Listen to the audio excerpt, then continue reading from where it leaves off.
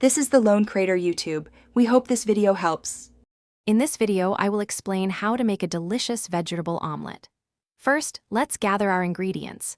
You'll need fresh vegetables such as bell peppers, onions, or spinach.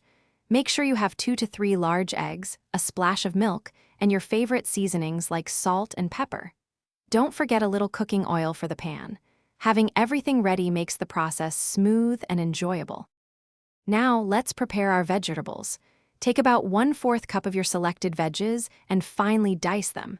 Small pieces cook more evenly and integrate better into the omelet. Once chopped, place them in a small bowl.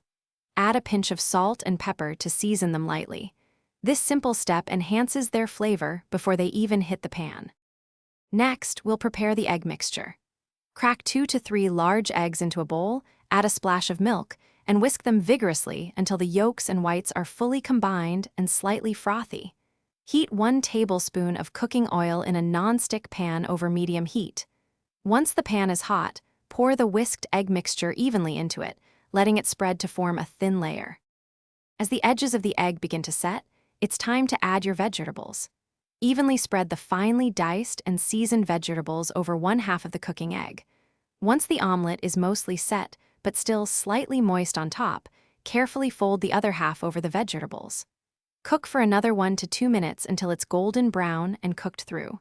Serve immediately and enjoy your delicious homemade vegetable omelet. Thanks for watching. Consider subscribing if we helped you.